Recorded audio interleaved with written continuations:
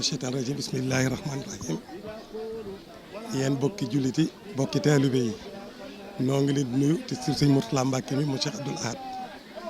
nuyoo yi gën a yiw ci nuyoo yooyu yi gën a tedd ci nuyoo yi gën a kawe ci nuyoo yi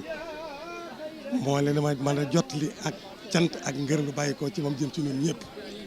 ci bis bii nag day bis bu rëy ci yoonu murit bis bu màgg ci yoonu murit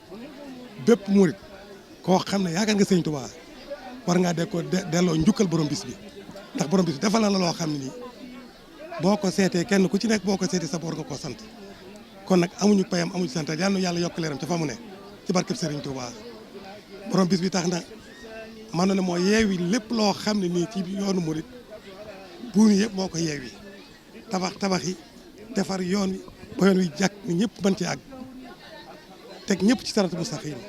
te ñëpp ci yoonu njub te ñëpp ci yoonu jaamu yàlla te ñëpp ci taalibe mu doon taalibe Sëñ Tuubaa la doon waaye doon Sëñ Tuubaa taalibe Sëñ Tuubaa la doonoon te jàppoon bopp loolu defe woon boppam kon nag koo kii nag bisam bii benn bisu gën koo rëy ci yoonu murit bis bu rëy ci yoonu murit bu nekk ci bis bii ci bis bii ni lay mel kon nag noo ngi nuyu ñëpp di sant ñëpp di gërëm ñëpp ci turu Sëñ Mourtala mii nag yoon wa bàyyam awoon teggiwu ko ci yéeg nit ak mat nit ak doonu taalibe ak joxe boppam ak di liggéeyal yàlla te liggéey ko li doomi aadama yi loolu ñun ñëpp ñoo koy seereel sant nañ ko gërëm nañ ko suñu xol sedd na ci moom yàlla na ko suñu borom ci yéege te taxawee ko ci barkeb Sëriñ Tuubaa ñoo ngi koy ñaan yàlla gudd fan ñoo ngi koy yàlla mu yàgg fi